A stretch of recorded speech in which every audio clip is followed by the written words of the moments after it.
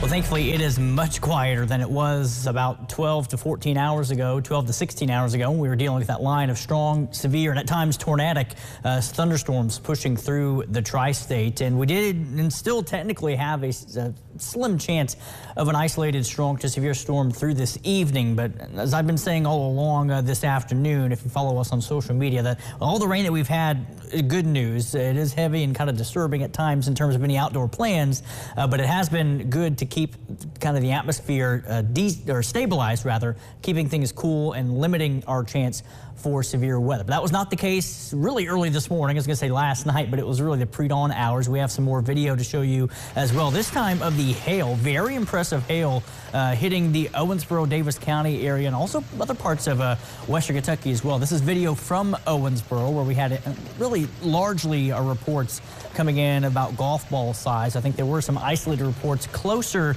to maybe the baseball size range.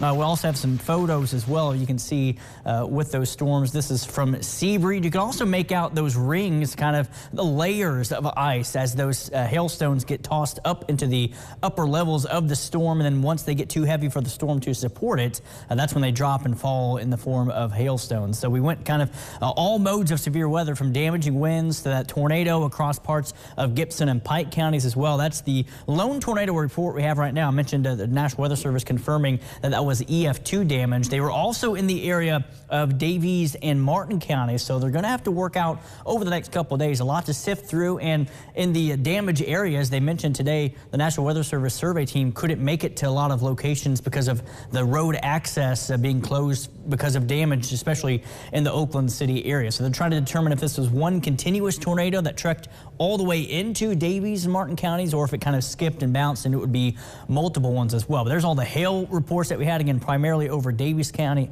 Kentucky, and a lot of wind damage as well up in DuBois County. Some power lines snapped and toppled over in the Jasper area and rural areas of northern DuBois County. The only thing on our alerts map right now is what's left of the wind advisory that will run through the overnight hours, primarily in our eastern counties, but that was allowed to expire, or actually canceled early for the rest of the tri-state. The wind's not quite to that criteria. We'll see if the National Weather Service in Louisville scales that back as well. And again, I mentioned the Storm Prediction Center is maintaining a marginal risk for most of the tri-state through later this evening. And we do have a stronger storm trying to push into southern Muhlenberg County down to the south and southwest of Greenville that has the potential for some 40-mile-per-hour wind gusts with that, in addition to a little bit of thunder and lightning and some heavy rainfall. That is below severe level. So again, not expecting anything to ramp up here through this evening. Wouldn't give the all clear necessarily because the Storm Prediction Center is holding on to that slim chance of a severe storm. But with all the rain that we've seen today, it's really kept things calm and stable across the tri-state. And there's a look at Central City looking towards the west with that heavy rain moving through from our Austin Holmes tower camera.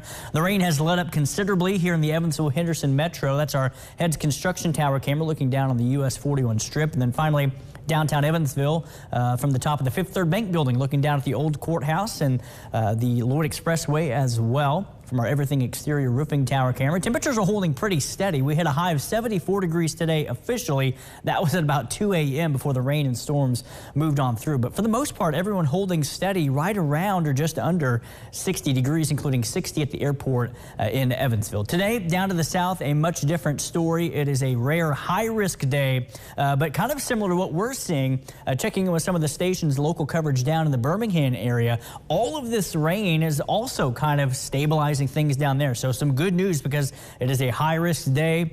Another PDS, particularly dangerous situation, tornado watch box for most of Alabama, but only looks like one, maybe two tornado warnings with that line right now. So the rain also cooling things off, which is good news because a very volatile environment down to the south as well that they were facing here today. And that threat will continue through this evening. It's not out of the woods down to the south, but we are on the back edge finally of this impressive system that again is maintaining from the SPC a marginal, and that slight level 2 threat does clip our far south southeastern counties. But again, I don't suspect we're going to see things ramping up as we've had all of this rain in the tri-state here. But we will be dealing with off and on showers and thunderstorms through this evening. Here we are by 10, 11 o'clock into the midnight hour. The back edge pushing east of Highway 231, and some spotty showers will be left over overnight tonight. High temperatures tomorrow may top out in the early morning hours. By sunrise tomorrow, mid to upper 40s, and will fall to the low to mid 40s through tomorrow afternoon. And it'll be a gradual clearing trend. We'll get the rain out of here by midday tomorrow, but the clouds may not get out of here until just before sunset tomorrow evening. 6 o'clock, most of us starting to clear out. Then we clear out considerably by tomorrow night, but temperatures drop as well below freezing for the start of a chilly Monday morning. But our St. Patrick's Day overall looking pretty nice with high temperatures 55 to 60 degrees. We're back in the 70s on Tuesday, which will likely be the pick day of the next several days. Another system bringing showers and storms as we head into Wednesday, as we turn very windy as well. Then back below normal in the low 50s on Thursday, then rebounding back to near normal Friday, and then back above normal with highs in the mid 60s Saturday with another chance of a few scattered showers.